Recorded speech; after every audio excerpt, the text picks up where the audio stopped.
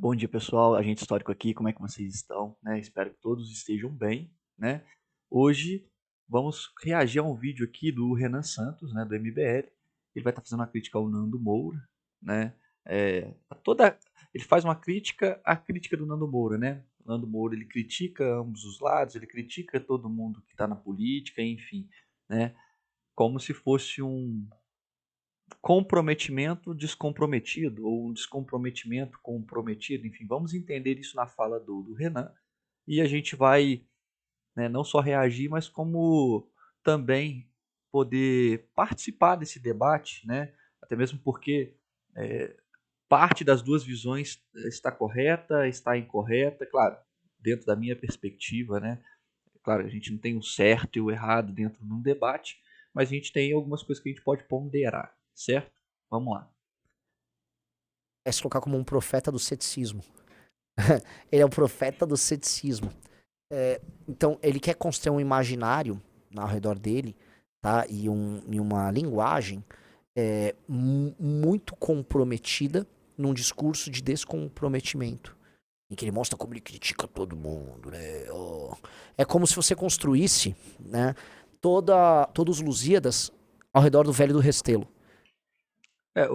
No primeiro momento aqui, antes do exemplo que o Renan vai utilizar, e eu já vi o vídeo, já sei qual o exemplo que ele vai utilizar, né, dos Lusíadas, mas assim, é, a princípio essa visão, né, que o Nando vai ter de descomprometimento comprometido, ou de comprometimento descomprometido com a política, né, eu não vejo como um problema, né, eu não vejo como um problema, pelo menos não enquanto ela ser utilizada como ferramenta, né, é, de crítica política. Agora, se ela se tornar quase que uma se tornar as pessoas, né, que utilizam desse tipo de crítica inertes, né, no debate prático, né, sobre a política ou sobre as ações que as políticas devam ter em nossa vida, aí sim pode ser um problema. Ou seja, né, se essa crítica é vamos tacar pedra nesses políticos, vamos tacar pedra em todo mundo que está chegando no poder, porque a gente tem que criticar mesmo, eles devem dar o seu melhor, eu concordo, né, com o Nando. Né? Agora, se essa crítica for de caráter a tornar-nos, né, inerte nesse debate, aí eu já não concordo. Porém, isso a gente tem que perguntar até ao próprio Nando Moura. Claro que essa é uma leitura, uma perspectiva que o Renan está fazendo dele, né? Assim como eu estou fazendo estou tirando a minha perspectiva do que o Renan está dizendo, né? Mas enfim, eu espero que vocês estejam entendendo. Claro, qualquer dúvida também pode deixar no comentário aqui. Quem é aqui, digite um se você não sabe quem é o Velho do Restelo dos Lusíadas. Bota no Google, Riso, Velho do Restelho, os Lusíadas. Veja, fala, ó, Van Cobiça. O Velho do Restelo, né? Os Lusíadas é uma história épica. E é muito bom, puta, muito bom. Pega ali, tem o trecho do Velho do Restelo aqui, ó. Ali, ó. O Lusíadas é construído ao redor de uma história épica em que o Camões pretendia que os lusitanos, que o povo português, tivesse uma grande jornada, uma grande aventura tão poderosa para eles quanto foi a Eneida para os romanos, quanto foi a Ilíada e a Odisseia para os gregos.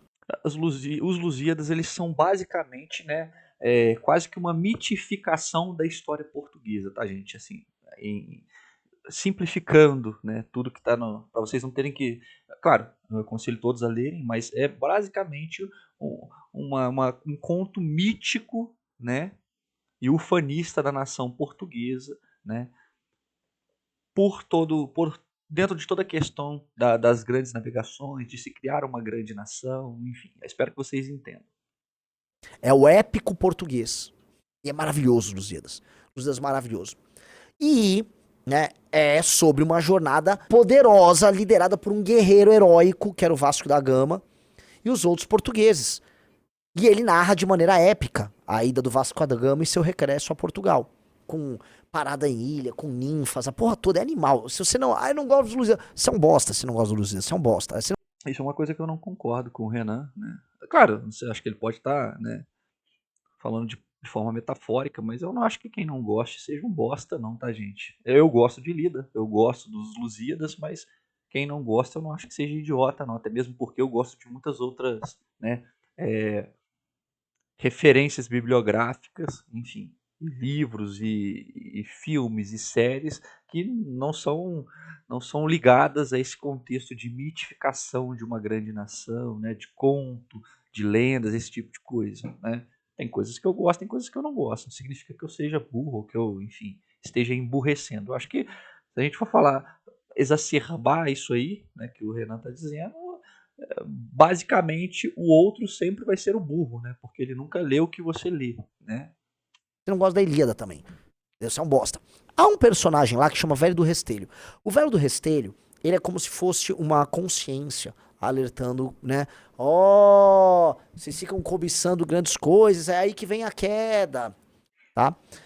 Veja só, o Velho do Resteiro é um personagem fictício de Lusíadas, de Luiz Camões, que aparece no canto 4 para representar uma oposição crítica ao projeto expansionista português. Com um discurso de pessimismo e advertência, ele contesta a ambição, a glória de mandar e a vancobiça que movem os navegadores, alertando para os perigos e desastres que esperam o reino e seus súditos.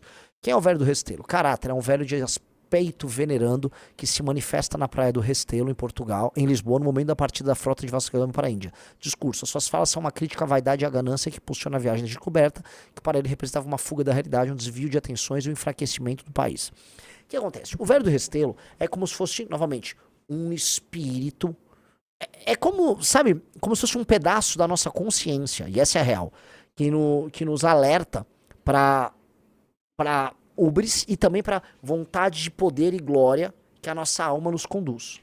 Eu gosto dessa leitura que o Renan teve, concordo, mas eu acho que também tem a questão histórica dentro disso, né? Essa visão do Renan é uma visão legal, eu entendo essa visão dele, porém a gente tem que entender também que o velho do Restelo, ele tem uma visão que historicamente a gente pode até é, interligar, claro, de forma não de forma assim muito estreita, mas de forma contextual com a própria disseminação da Igreja Católica, né, dentro do contexto das grandes navegações, né? Porque a princípio a gente tem que entender o que a gente pega ali, né, final da Idade Média, né, Renascimento, né, a formação dos estados nacionais, grandes navegações, né? Então a gente está pegando num contexto em que a gente tem quase que uma ruptura, né? Quase que uma ruptura com os, os preceitos, né?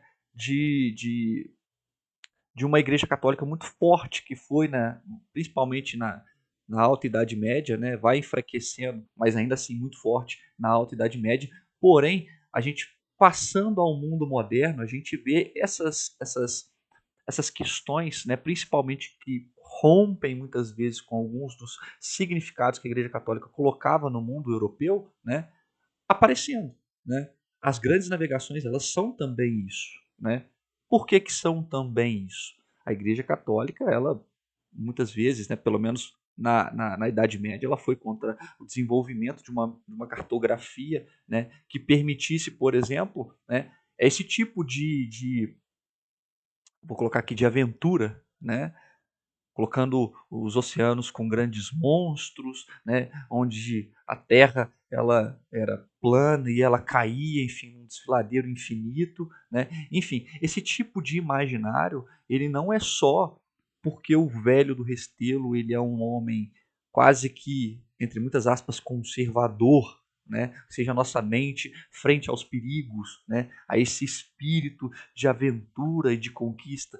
Não, vai para além disso, né? Pelo menos dentro do que a gente tem factual, né? Ou seja, dentro das coisas que aconteceram na história, a gente pode colocar o Velho do Restelo como parte, né, daquela herança de um pensamento clerical que veio, né, da Idade Média, né? Então, assim, tem fundamento esse tipo de pensamento, é por isso que ele é utilizado nos Lusíadas. Eu gosto também da visão, né, da perspectiva que o Renan coloca, eu acho uma perspectiva até um pouco mais disruptiva, né, historicamente, mas sim, eu concordo com a visão dele, porém tem todo esse contexto, né, trabalhando as grandes navegações.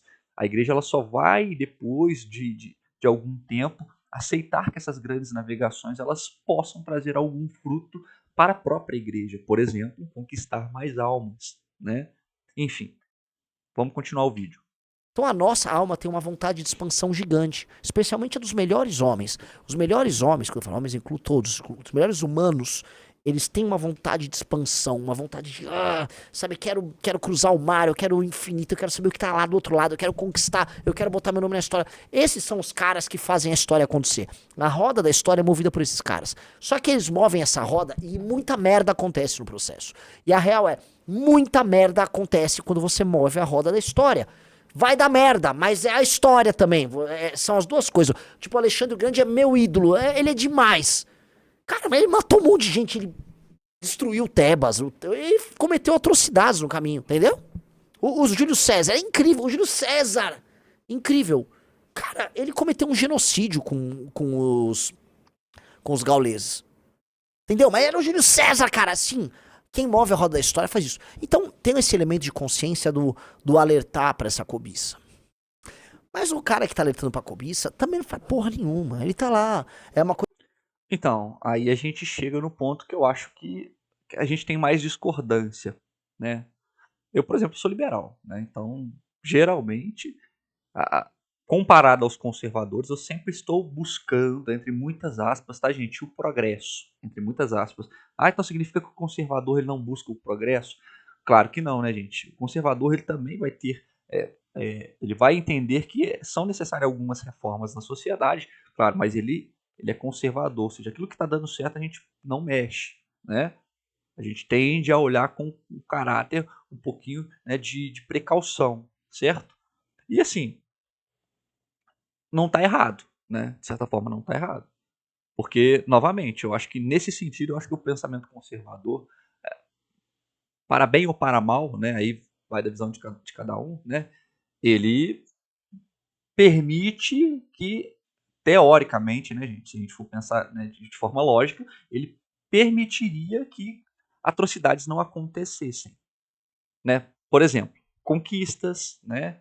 Genocídios e esse tipo de coisa, certo? Teoricamente, né? Se a gente for pensar de forma lógica.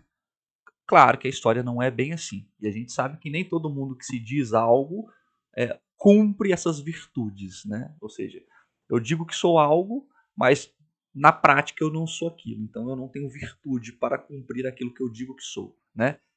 E assim, tem um problema nisso. Eu, por exemplo, gosto muito do Alexandre o Grande, gosto muito de Júlio César, gosto muito de Napoleão Bonaparte, enfim, tem tantos outros, né, na história que eu gosto, né? Mas Alexandre o Grande para mim é um dos grandes nomes. Eu acredito que ele sim é o grande conquistador, né, de toda a história, né? Mas de fato, esses homens que movem a história, todos nós movemos a história em algum ponto, certo? Só que tem essas pessoas que são essas personalidades que geralmente têm o nome relembrado, enfim, elas modificam profundamente a história, né? E assim, nem sempre coisas boas acontecem. Geralmente elas tendem a não acontecer, tá, gente? Tendem a não acontecer, porque já diria o próprio Maquiavel, o poder corrompe, né? E parte do que o Renan está dizendo isso vai acontecer mesmo. Eu prefiro não aceitar que isso aconteça. Dessa maneira que ele está colocando, não sou conservador, mas eu acredito que você temer o poder é importante, né? Você não querer o poder é importante, apesar de que a gente, no fundo, a gente quer. Coisa que te prega talvez combine até a lógica. Por favor, vou pedir para meus amigos nietzschianos que assistem a live, façam um recorte.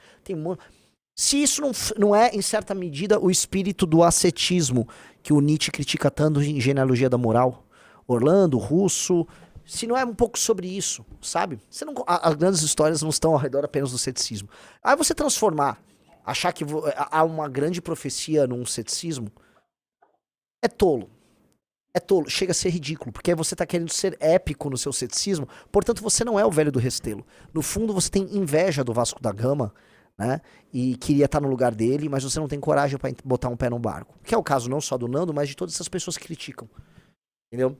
Não é um aspecto de consciência, é pura vaidade. Só que eles tentam construir. Essa loucura e essa simplicidade mental, ela acaba se dando nesses termos. Quer parecer glorioso com um discurso de ceticismo.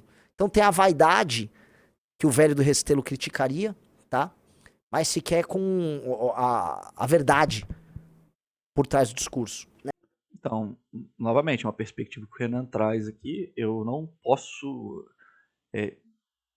provar, né, que seja ego ou vaidade, e também não acredito que isso esteja ligado à leitura. Claro, é uma leitura que ela pode ser introjetada, enfim, individualizada por cada um, né? Mas o Velho do Restelo não tenho, apesar das perspectivas do Renan ser uma perspectiva que eu gosto, no sentido de ter uma leitura diferente, eu não acho que é isso que o Velho do Restelo passa, né, nos Lusíadas.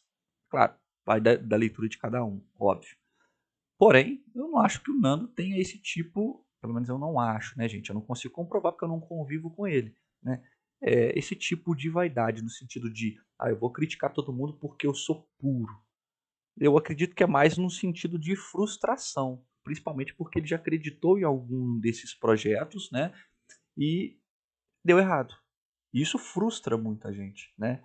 Então, de fato, eu vejo o Nando muito alinhado com né, novamente, a virtude em que o Maquiavel sempre coloca, né?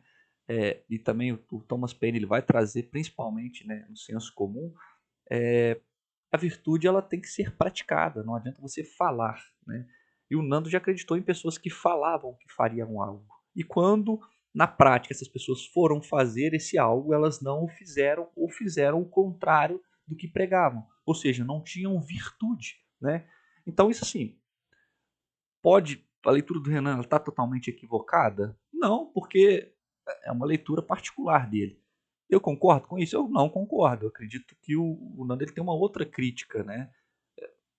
Pode ser que ele esteja embebido por ser uma quase que celebridade dentro do universo, né, do YouTube e tal. Pode ser, mas isso é uma discussão que teria que ser um pouquinho mais aprofundada, né? Acho que não teria que exacerbar um pouco o, o, o campo de disputa política, né? Aí eu vejo que a frustração dele leva ele a isso, né? Então não me parece ser vaidade, né? Né? Naturalmente, isso que o Impera tá falando é muito profundo e é muito concreto, muito real. E muito legal. Né? É ridículo, porque você percebe, isso é falso. O sujeito querido, ninguém presta, todos são maus, só eu sou bom, olha só esse meu discurso. Né? Novamente, né? E para finalizar, né? Eu não acho isso um problema, né? Claro, eu acho isso um problema quando não permite o diálogo. Aí sim. Porém, não é um problema. Não é um problema porque é até melhor que as pessoas critiquem e de maneira cética, né? Falem a respeito da política ou do poder do que elas tomem partido. Porque uma vez que tomamos partido, geralmente caímos em quê? Em ideologia, né? Em partidarização, né? Enfim, é quase que a gente se torna parte de uma tribo, né? De um séquito.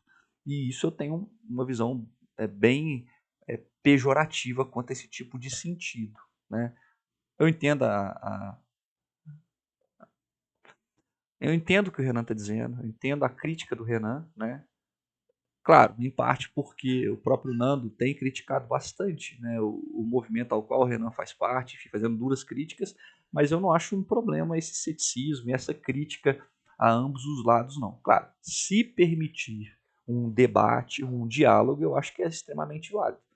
Eu acho que só perde um pouco dessa validade quando não há abertura para esse diálogo, para essa conversa, entendem? E assim, isso também é uma leitura individual e é de cada um, né? Espero que cada um tenha a sua leitura sobre isso. Qualquer dúvida, deixe seu comentário aqui, né? Vamos conversar, debater sobre, né? E, por favor, sigam o canal e espalhem esse vídeo para outras pessoas. Muito obrigado e até uma próxima.